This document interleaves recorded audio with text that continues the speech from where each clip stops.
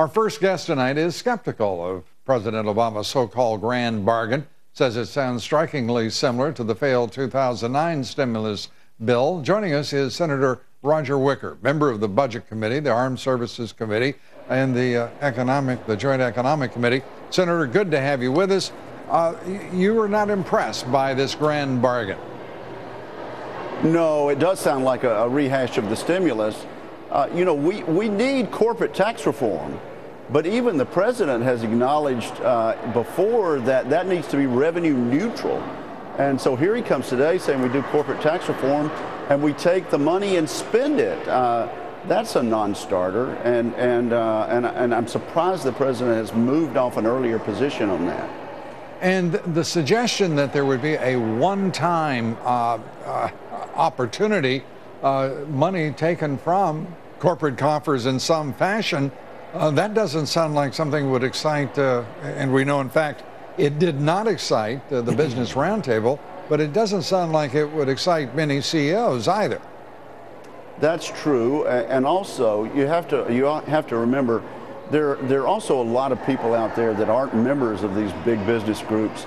A lot of our small business people pay taxes at the individual rate, and we're certainly interested in making our corporate taxes more competitive.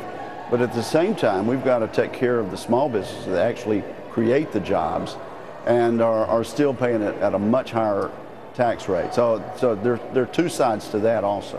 There looks to me to be a significant trap awaiting Republicans here, and that is for Republicans to forget we've got 23 million people in this country, unemployed, underemployed. The president has already forgotten that. But the Republicans, it seems to me, have an opportunity to lead on this issue.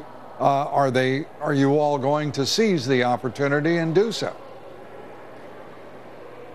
Well, okay, here's how we're going to lead on the issue, and here's how we've already led. The only savings that we've had in the past 2 years have been the Budget Control Act. And we are making it very clear, we made it clear today in the Commerce Committee, we are not going to go over the overall budget numbers in the Budget Control Act. Now, where we have an opportunity, Lou, to actually make some progress on behalf of the American people is this sounding board group of Republicans who've been meeting with the White House Chief of Staff on keeping the spending levels the same, but having savings in the mandatory spending, the spending that's on autopilot, to give us a little flexibility on this sequestration problem we have with the meat tax cuts. There is an opportunity there if the White House will work with us on keeping overall spending the same and not trying to jack up spending rates. We can make some progress here at the end of the fiscal year and in connection with the debt ceiling. Now, the president's saying no negotiation. Once again, you're hearing the president loud and clear. He's not going to negotiate. You're just going to do what he tells you. At what point do you think the White House will reach a level of maturity which they will recognize that constitutionally they are expected to negotiate, and as are you? You know, Lou, I don't know what the president means if he says something like that. Of course there's negotiation going on. Of course the Congress has the power of the purse. And as a matter of fact, as I just stated, the White House Chief of Staff has been trying to negotiate something to give us a little relief from sequestration while tackling where the money really is, and that's all this money on autopilot.